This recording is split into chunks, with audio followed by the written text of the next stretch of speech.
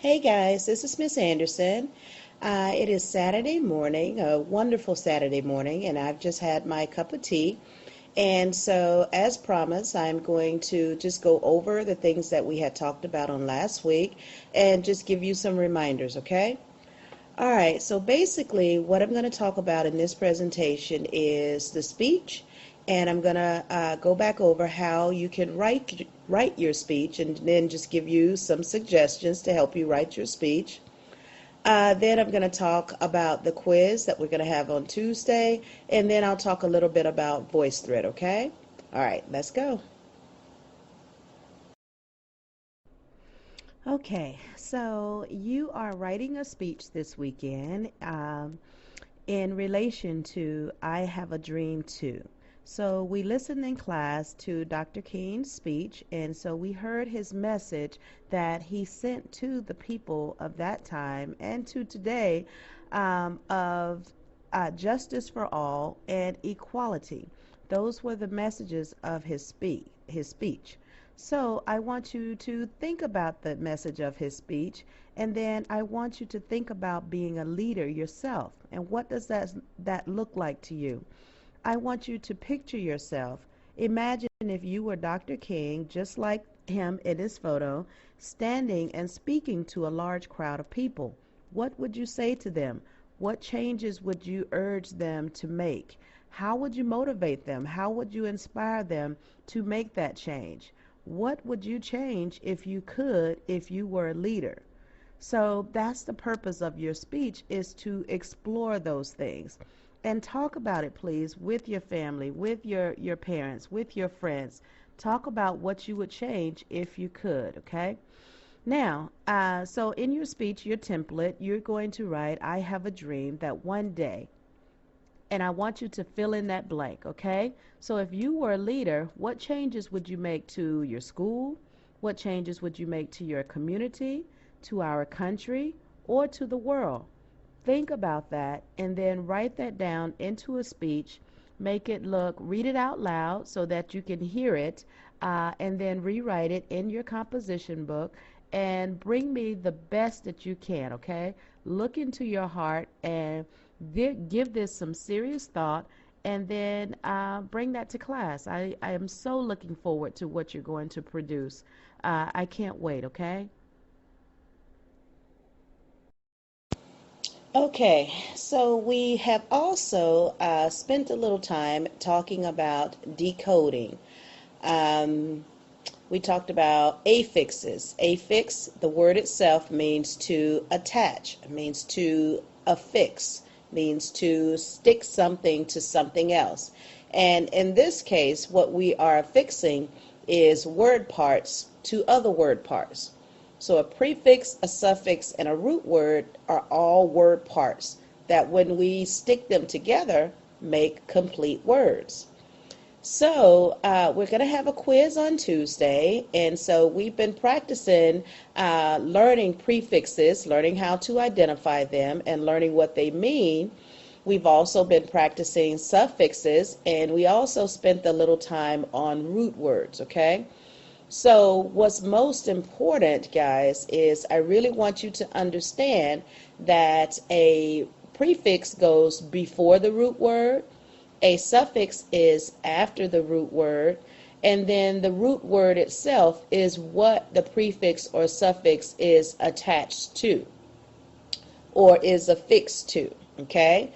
So, and remember also, some words can have all three, a prefix, a root word, and a suffix. The word transmission, that has all three. The word transportation, that has all three. So from this point on, guys, when you're reading, I want you to start identifying and learning those prefixes, okay? And we're going to practice that from now until the end of time, okay? Now, in order for you to get more practice, I was going to put some practice worksheets up, but I think the best actual practice is for you to log into IXL and work on those exercises. Those exercises are actually awesome for you to practice identifying. Identifying means learning means being able to see and know a prefix when you see it. Everyone by now should know the prefix pre. It means before. Everyone should also know the prefix re. That means again. So if you see any word that begins with re, now let me warn you that all words that begin with pre and all words that begin with re are not prefixes, okay? You have to learn which word is a prefix that begins with those prefixes and which ones are not. And if you have any questions, please always let me know, and I'll be happy to explain that if you run across any word that, for example, read, R-E-A-D. Read is just one word, but it begins with R-E. So that's an example of a word that begins with a prefix, re, but is not used as a prefix. It's just used as one word. So go on to IXL, go to Language Arts, go to Vocabulary, I think it is, and then look for any of the titles that say identify or anything that says prefixes, suffixes, and root words, okay? If you are having trouble with IXL because you need to have your agenda, you need your username and password, text me in Edmodo and let me know. And I think I still have a list of all of those usernames and passwords, and I will send you that so that you can log in and practice identifying those affixes, okay? So just remember, you're going to have a quiz on Tuesday. The quiz is not going to be hard. If you can identify a prefix and a suffix, then you'll be just fine. Okay? All right, let's move on to VoiceThreads. Okay, guys, so let's just talk a little bit more about VoiceThread. So I introduced it to you in class because it's an awesome tool that I really would like us to use in the classroom. I mean, yesterday I didn't even tip the iceberg of what we could possibly do with this application in terms of engaging, communicating, and collaborating with people in other countries. So we will just imagine being able to visit another country virtually. You know, we could visit Bosnia, we could visit Peru, we could visit Africa, Nigeria, Kenya, South Africa. We could visit Paris. You know, we can visit anywhere simply by using an application that will allow us to make presentations and being able to comment on it. So I really would like us to use VoiceThread, but it is an application that requires some learning. So it's not difficult to learn whatsoever. In fact, one of my classes has already set up VoiceThread accounts, and they have already started to make comments on the presentations of the Japanese English learners that I talked to you in class about. So let me just go back. I got excited about VoiceThread, but let me go back. So voicethread.com, I don't have a picture here. I'll have a picture on the next slide. But if you go online and go to voicethread.com, you'll see the application. It comes to the front page. And you have to have an account. And you need an email address in order to create an account.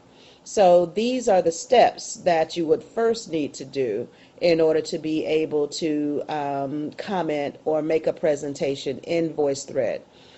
You would need an email address. If you don't have an email address, you can create a Google Gmail account. Those are very easy to set up. You and your parents can do it together. Or if you would like me to do it, I can do it and just make you a really quick account. It's no trouble at all. You would just need to let me know. Once you have an email account, then you would need to use that email account to register for a VoiceThread account. And again, it can be a little tricky for first-time users. So if you would like me to create your VoiceThread account, I can also do that as well. It's not a problem. It's not a problem at all. Then once you have your email address, once you have your VoiceThread account, then you can log into VoiceThread and you can start checking it out. You can start just going through the group of Japanese students that we are communicating with. You would have to access their group, and on their group you will be able to see their presentations, listen to their presentations, and then make comment on their presentations. So the next screen, we're going to actually go inside of VoiceThread, and I'll show you what it looks like in our inside of VoiceThread and the presentations that are already up from the Japanese students that are English language learners as well. Okay? All right, so let's go. Okay, so this is the inside of VoiceThread, and so as you see, there are 6 pictured presentations here. And so what you would do is click on the presentation, then listen to it, and then after that you would have the option of commenting on it. And you can comment via text or you can comment via audio. So we really prefer audio because the students want to hear and practice their language, and I want you to be able to hear their language and also practice communicating with them as well. So once you create your voice threads and your accounts and you go in and you listen to these presentations, go ahead and use the audio to make a comment, okay? And I'll show you how to do that on the next screen. Okay, so this screen shows you how to create a comment, an audio comment. So as you see, you would hit that little plus sign, yellow plus sign in the middle, and then it would give you these options. ABC means text, the telephone means call them, the microphone means to record an audio, which is what you're going to do. The camera, if you had a webcam, you could use your webcam to make a comment. And we'll actually, well, I don't have a webcam on my work computer, but and then the other one is to upload a document. So the main one that we're going to do is record an audio comment, and that's using the microphone at the very top. Once you click on that, then it's going to come up with this little box here that says allow or deny. What that's asking you is if you want to allow this application to use the computer's microphone, and you're going to say allow. Okay? Once you click allow, then comes the screen with a little countdown on it, and that just gets you ready to start recording. Okay, it gives you a minute, you prepare yourself, and then you start recording. Okay, so as you are recording, you can go ahead and make all of your comments, and then when you're finished recording, you would just hit that stop recording button right there. And then the next thing you would do is after you hit stop recording, it will play it back for you. You will listen to it. If you're okay with it, then you would click save. And if you want to re-record it or you don't like it, then you would hit cancel. So it's really that easy. Once you click on save, then your recording will be available for for everyone to listen to. And so that's simply how you comment on a voice thread, okay? So if you want to go ahead and give this a try, I would absolutely love for you to do so. If you need any assistance, again, just text me inside of Edmodo, and I'll try to get to give you an answer as soon as possible. A reminder that have your speeches ready and prepared when you come to class on Tuesday. On Tuesday, the plan, I hope nothing changes, but the plan is to spend the first part of the period on your quiz, and then once we finish your quiz, then we can play Kahoot. And so the Kahoot will be on all 3, prefixes, suffixes, and root words, okay? If you have any questions, please let me know, and do please enjoy your holiday, guys. Thanks a lot. Bye.